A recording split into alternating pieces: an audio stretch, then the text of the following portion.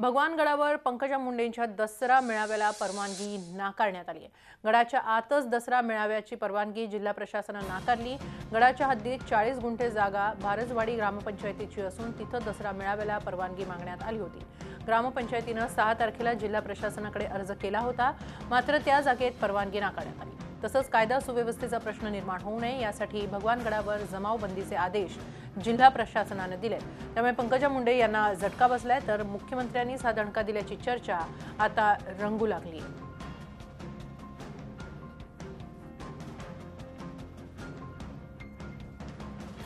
जिल्हा प्रशासनाने पंकजा मुंडे यांना दसरा मेळाव्यासाठी मागणी केलेल्या जागेवर परवानगी नाकारली आहे। इतकंच नव्हे तर भगवान गडावर जमावबंदीचे आदेश जिल्हा प्रशासनाने लागू केलेले आहेत। त्यामुळे पंकजा मुंडे यांच्यासाठी हा जोरदार झटका मानला जातो आहे। पंकजा मुंडे आणि नामदेव शास्त्री या वादामध्ये आता दसरा मेळाव्याला परवानगी नाकारण्यात आलेली आहे।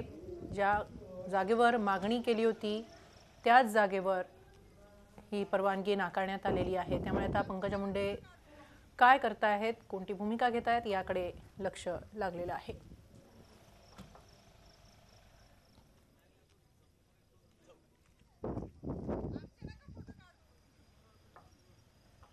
या संदर्भात आपण अधिक माहिती घेऊया आमचे प्रतिनिधी दीपक भातुसे यांच्याकडून। दीपक, पंकजा मुंडे यांच्या या दसरा मेळाव्याला भगवान गडावर परवानगी नाकारण्यात आलेली आहे, जमावबंदीचे आदेशही देण्यात आलेले आहेत।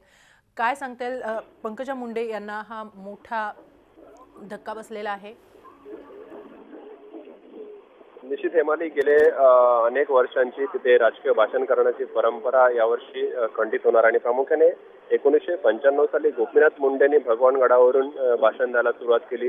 गोपीनाथ मुंडे गेल्यानंतर पंकजा मुंडेंनी त्यांचा तो वारसा पुढे चालू केला होता आणि दर दसऱ्याला भगवान गडावरून राजकीय भाषण करण्याची परंपरा जी सुरू होती, परंतु यावर्षी ती परंपरा खंडित होणार आहे आणि प्रामुख्याने हा विषय पूर्णपणे राजकीय संवेदनशील झाल्यामुळे या सगळ्या विषयावर थेट मुख्यमंत्र्यांनी लक्ष दिल्याची माहिती आहे। कारण 2 दिवसापूर्वी सुद्धा मुख्यमंत्री संदर्भात पंकजा मुंडेंना सूचना केली होती आणि 144 कलम भगवान गडावर लावलंय, तेव्हा निश्चितच मुख्यमंत्र्यांशी चर्चा करूनच प्रशासनाने हे पाऊल उचललं असणार आणि त्यामुळे एक प्रकारे पंकजा मुंडेंना हा आणखीन एक दणका म्हणावा लागेल मुख्यमंत्र्यांकडून मिळालेला।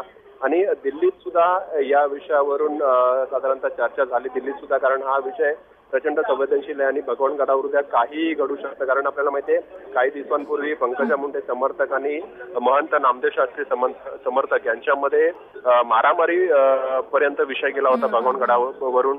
त्यामुळे आणि त्याच्यातच पंकजा मुंडेंनी दसरा मेळाव्यावर आपण राजकीय भाषण करणार आणि भगवान गडावर जाणार असं सांगितल्यानंतर त्याच्यानंतर जी क्लिप समोर आली होती त्याच्यावरूनही प्रचंड वाद निर्माण झाला होता आणि सगळ्या गोष्टी लक्षात घेता कायदा सुव्यवस्थेचा प्रश्न निर्माण होईल, त्याच्यामुळे प्रशासनाने थेट मुख्यमंत्र्यांशी चर्चा करूनच हा निर्णय घेतला असावा आणि मुख्यमंत्र्यांनी सुद्धा त्याला तातडीने संमती दिली। त्यामुळे आता पंकजा मुंडेंना जी दरवर्षी संधी मिळायची बंजारा समाजाला भगवान गडावरून संबोधित करण्याची ती संधी आता यावर्षी मिळणार नाही आणि हा एक मोठा राजकीय फटका असणार आहे पंकजा मुंडेंना। कारण भगवान गडावरून त्या समाजाशी संपर्क साधायचा आणि समाजापर्यंत थेट पोहोचण्याचं एक साधन त्यांच्याकडे होतं भगवान गडावरून दसरा मेळाव्यात मार्गदर्शन करण्याचं, परंतु ते साधन हिरावून घेतल्याचं म्हणावं लागेल कारण यावर्षी संधी पंकजा मुंडे यांना मिळणार नाहीये। धन्यवाद दीपक, आपण दिलेल्या या सविस्तर माहितीबद्दल।